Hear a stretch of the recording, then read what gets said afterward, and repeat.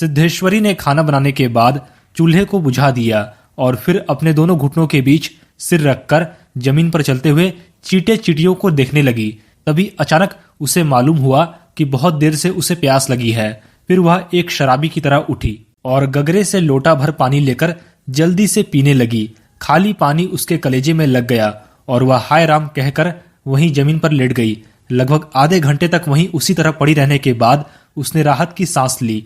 फिर वह बैठ गई और अपनी आंखों को मल मल कर इधर उधर देखने लगी और फिर उसकी नजर बरामदे में आधे टूटे हुए खटिए पर सोए हुए अपने 6 वर्षीय लड़के प्रमोद पर पड़ी।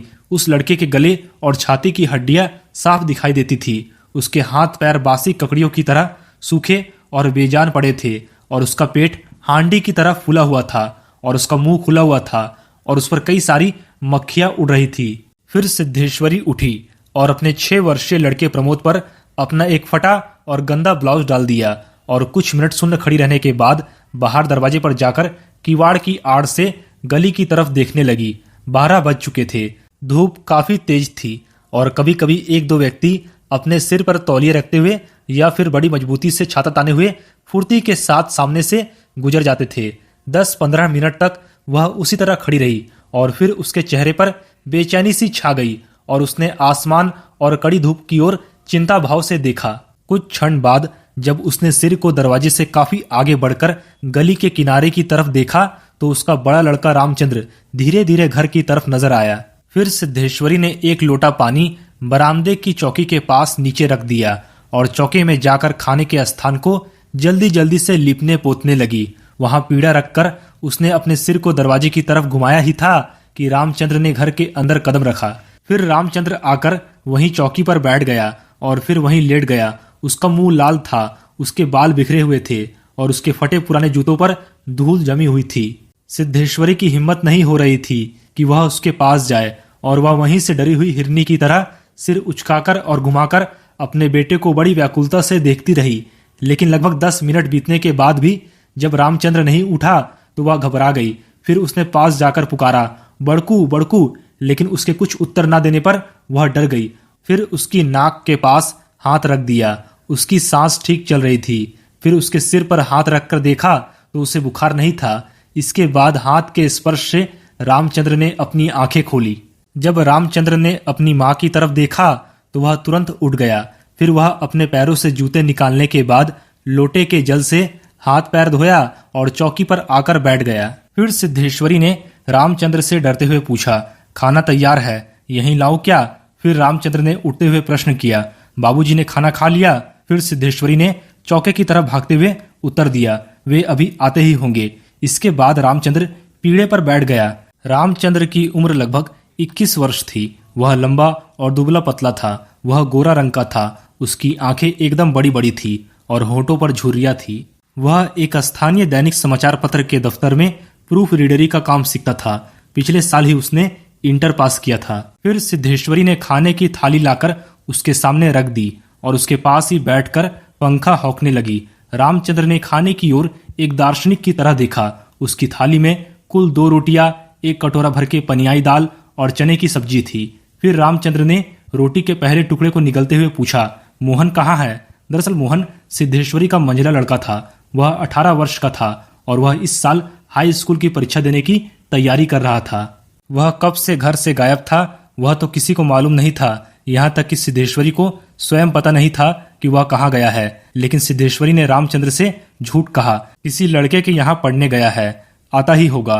मोहन का दिमाग बड़ा तेज है और 24 घंटे पढ़ने में ही उसका ध्यान लगा रहता है। यह सुनकर रामचंद्र ने कुछ नहीं कहा। वह खाने का टुकड़ा अपने मुंह में रखकर एक गिलास पानी पी गया। फिर वह खाना खाने में लग गया। वह खाने के काफी छोटे छोटे टुकड़े तोड़कर धीरे धीरे चबा रहा था। कुछ क्षण बीतने के बाद सिद्धेश्वरी ने डरते हुए पूछा, वहां कुछ हुआ क्या? फिर रामचंद्र ने अपनी बड़ी बड़ी भावहीन आंखों से अपनी मां को देखा और फिर अपने सिर को नीचे करके बोला, समय आने पर सब कुछ ठीक हो जाएगा। धूप काफी तेज हो गई थी। घर के आंगन के ऊपर आसमान में बादल के 1-2 टुकड़े पाल की नाव की तरह तैर रहे थे। बाहर की गलियों से गुजरते हुए खड़खड़िया इक्के की आवाज आ रही थी और खटिए पर सोए हुए बालक की सांस का खरखर शब्द सुनाई दे रहा था। फिर रामचंद्र ने अचानक अपनी चुप्पी को तोड़ते हुए पूछा, प्रमोद खाना खा लिया? फिर सिद्धेश्वरी ने प्रमोद की तरफ देखते हुए उदास स्वर में उत्तर दिया, हाँ, उसने खाना खा लिया। फिर रामचंद्र ने पूछा, वह रोया तो नहीं था? लेकिन सिद्धेश्वरी ने रामचंद्र से झूठ कहा, आज तो सचमुच नहीं रोया, वह बड़ा ही होशियार हो गया है। वह कहता था कि बड़का भैया के यहाँ जाऊंगा। फिर सिद्धेश्वरी इसके आगे कुछ नहीं बोल सकी, जैसे कि उसके गले में कुछ अटक गया हो। फिर सिद्धेश्वरी ने कहा, कल प्रमोद ने रेवड़ी खाने की जिद पकड़ ली थी और फिर उसके लिए 1.5 घंटे तक रोने के बाद सोया था। फिर रामचंद्र ने थोड़ा आश्चर्य के साथ अपनी माँ की तरफ देखा और फिर अपना सिर नीचे करके तेजी से खाना खाने लगा। जब रामचंद्र के थाली में रोटी का केवल एक टुकड़ा बच गया था तो सिद्धेश्वरी ने रामचंद्र से प्रश्न किया, एक रोटी और लाती हूँ। लेकिन रामचंद्र ने मना करते हुए हड़बड़ाकर बोला, नहीं नहीं, जरा भी नहीं, मेरा पेट पहले ही भर चुका है, बस अब नहीं। फिर सिद्धेश्वरी ने जिद की, अच्छा आधी ही सही। फिर रामचंद्र गुस्से में आकर बोला, ज्यादा खिलाकर बीमार करने का इरादा है क्या? तुम जरा भी इस बारे में नहीं सोचती हो, बस अपने ही जिद पर अड़ी रहती हो। अगर मुझे भूख और लगती तो क्या मैं और रोटी नहीं ले लेता? यह सुनकर सिद्धेश्वरी जहां पर थी वहीं बैठी ही रह गई। फिर रामचंद्र ने थाली में बचे टुकड़े से अपना हाथ खींच लिया और फिर लोटे की तरफ देखते हुए कहा, माँ पानी लाओ। फिर सिद्धेश्वरी लोटा लेकर पानी लेने चली गई। फिर रामचंद्र ने कटोरे को उंगलियों से बजाया, फिर अपने हाथ को थाली में रख दिया। कुछ क्षण बाद रोटी के टुकड़े को धीरे से हाथ से उठाकर अपनी आंखों से देखा और अंत में इधर उधर देखने के बाद टुकड़े को मुंह में इस तरह से रख लिया जैसे वह भोजन का कौर ना होकर पान का बीड़ा हो। सिद्धेश्वरी का मंझला लड़का मोहन घर आते ही अपने हाथ पैर धोकर पीढ़े पर बैठ गया। वह सांवला रंग का था और उसकी आंखें छोटी थी। उसके चेहरे पर चेचक के दाग थे। वह अपने भाई की ही तरह दुबला पतला था, लेकिन उतना लंबा नहीं था। वह अपने उम्र के मुकाबले कहीं ज्यादा गंभीर और उदास दिखाई पड़ रहा था। सिद्धेश्वरी ने उसके सामने थाली रखते हुए प्रश्न किया, कहाँ रह गए थे बेटा? तुम्हारा भैया पूछ रहा था। फिर मोहन ने रोटी के एक बड़े कौर को निगलने की कोशिश करते हुए अस्वाभाविक भारी आवाज में जवाब दिया, कहीं तो नहीं गया था, मैं तो यहीं पर था। सिद्धेश्वरी वहीं पर बैठकर पंखा डुलाती हुई इस तरह बोली जैसे कि वह सपने में बड़बड़ा रही हो कि बड़का तुम्हारी बड़ी तारीफ कर रहा था, कह रहा था कि मोहन बड़ा दिमागी होगा, 24 घंटे पढ़ने में ही उसका ध्यान लगा रहता है। यह कहकर उसने अपने मंझले लड़के मोहन की तरफ इस तरह देखा जैसे उसने कोई चोरी की हो। फिर मोहन अपनी माँ की तरफ देखकर धीमी हंसी में हंस पड़ा और फिर खाने में जुट गया। वह परोसी गई 2 रोटियों में से एक रोटी, कटोरे की 3/4 दाल और ज्यादातर सब्जी खा चुका था। उस समय सिद्धेश्वरी की समझ में नहीं आ रहा था कि क्या करे। सिद्धेश्वरी को अपने इन दोनों लड़कों से बहुत डर लगता था। तभी अचानक उसकी आंखें भर आई और वह दूसरी तरफ देखने लगी। थोड़ी देर बाद जब सिद्धेश्वरी ने मोहन की तरफ देखा तो उस समय मोहन लगभग अपना खाना समाप्त कर चुका था। फिर सिद्धेश्वरी ने पूछा, एक रोटी देती हूँ। फिर मोहन ने रसोई की तरफ अपनी रहस्यमयी आंखों से देखा और फिर धीमा स्वर में बोला, नहीं। फिर सिद्धेश्वरी ने गिड़गिड़ाते हुए कहा, नहीं बेटा, मेरी कसम, थोड़ी ही ले लो, तुम्हारे भैया ने एक रोटी ली थी। फिर मोहन ने अपनी माँ को गौर से देखा और फिर धीरे धीरे इस तरह उत्तर दिया जैसे कोई शिक्षक अपने शिष्य को समझाता है, नहीं, बस अब मुझे भूख नहीं। तुमने रोटियां ऐसी बनाई है कि खाई नहीं जाती, पता नहीं कैसी लग रही है। अगर तुम चाहती हो तो कटोरे में थोड़ी दाल दे दो, दाल बड़ी अच्छी बनी है। फिर सिद्धेश्वरी ने कुछ कहे बिना ही कटोरे को दाल से भर दिया।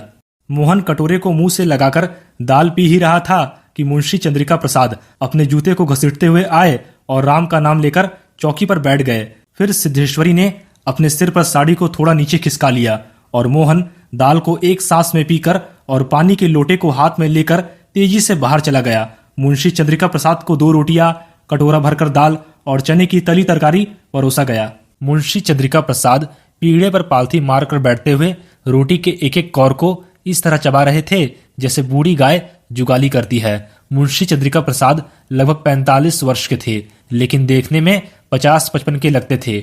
उनका शरीर का चमड़ा झूलने लगा था। उनकी गंजी खोपड़ी आईने की तरह चमक रही थी। उन्होंने अपनी गंदी धोती के ऊपर कुछ साफ बनियान पहने थे। मुंशी जी ने कटोरे को हाथ में लेकर दाल पीते हुए सिद्धेश्वरी से पूछा, बड़का दिखाई नहीं दे रहा? उस समय सिद्धेश्वरी की समझ में नहीं आ रहा था कि उसके दिल में क्या हो गया है। फिर वह पंखे को थोड़ा जोर से घुमाती हुई बोली, अभी अभी खाकर काम पर गया है, कह रहा था कि कुछ दिनों में नौकरी लग जाएगी। उसने आपके बारे में बोला कि बाबूजी देवता के समान है। यह सुनकर मुंशी जी के चेहरे पर कुछ चमक आई। फिर उन्होंने पूछा, ये क्या कहता था कि बाबूजी देवता के समान है? बड़ा पागल है। उस समय सिद्धेश्वरी पर जैसे नशा चढ़ गया था। वह पागलपन की रोगियों की तरह बड़बड़ाने लगी। पागल नहीं है, बड़ा होशियार है, उस जमाने का कोई महात्मा है। मोहन तो बड़का की बड़ी इज्जत करता है। आज कह रहा था कि भैया की शहर में बड़ी इज्जत होती है, पढ़ने लिखने वालों में बड़ा सम्मान होता है, और बड़का तो छोटे भाइयों पर जान देता है। दुनिया में वह सब कुछ सह सकता है, पर यह नहीं देख सकता कि उसके प्रमोद को कुछ हो जाए। मुंशी जी दाल लगे अपने हाथ को चाट रहे थे कि उन्होंने सामने की ओर देखते हुए हंसकर कहा, बड़का का दिमाग तो खैर काफी तेज है। वैसे बचपन में वह बड़ा शरारती भी था। वह हमेशा खेल कूद में लगा रहता था, लेकिन यह भी बात थी कि मैं जो भी उसे सबक याद करने को देता था तो उसे कंठस्थ रखता था। लेकिन सच तो यह है कि हमारे तीनों लड़के काफी होशियार है। प्रमोद को कम समझती हो, यह कहकर वह अचानक जोर से हंस पड़े। मुंशी जी 1.5 रोटी खाने के बाद एक कौर भी खाने नहीं सक रहे थे। कुछ कठिनाई होने पर उन्होंने 1 गिलास पानी पिया और फिर खरखर खास कर खाने लगे। फिर दूर से किसी आटे की चक्की की आवाज सुनाई दे रही थी और पास के नीम के पेड़ पर बैठा कोई एक पंडूक, मतलब कबूतर की तरह का प्रसिद्ध पक्षी लगातार बोल रहा था। सिद्धेश्वरी की समझ में नहीं आ रहा था कि आखिर क्या कहे। वह चाहती थी कि सभी चीजें ठीक से पूछ ले, सभी चीजें ठीक से जान ले और दुनिया की हर चीज पर पहले की तरह बड़ी तेजी से बात करे, लेकिन उसकी हिम्मत नहीं होती थी। उसके दिल में ना जाने कैसा डर समाया हुआ था। अब मुंशी जी इस तरह चुपचाप खा रहे थे जैसे पिछले 2 दिनों से मौन व्रत धारण कर रखा हो और आज शाम को उस मौन व्रत को तोड़ने वाले हो। फिर सिद्धेश्वरी बोली, ऐसा लग रहा है जैसे अब बारिश नहीं होगी। तभी मुंशी जी ने एक क्षण के लिए इधर उधर देखा और फिर उदासी स्वर में कहा, मक्खियां बहुत हो गई है। फिर सिद्धेश्वरी ने कहा, फूफा जी बीमार है, उनका कोई समाचार नहीं आया। फिर मुंशी जी ने सूचना दी, गंगा शरण बाबू की लड़की की शादी तय हो गई, लड़का एमए पास है। यह सुनकर सिद्धेश्वरी चुप हो गई। मुंशी जी भी आगे कुछ नहीं बोले। तब तक उनका खाना समाप्त हो गया था। फिर सिद्धेश्वरी ने पूछा, बड़का की कसम 1 रोटी देती हूँ, अभी बहुत है। फिर मुंशी जी ने अपनी पत्नी सिद्धेश्वरी की तरफ अपराधी के समान और रसोई की ओर तिरछी नजर से देखा। इसके बाद वे किसी उस्ताद की तरह बोले, रोटी रहने दो, मेरा पेट काफी भर चुका है। अन्न और नमकीन चीजों से तबीयत उब भी गई है। तुमने व्यर्थ में कसम खा ली है। खैर कसम रखने के लिए ले रहा हूँ।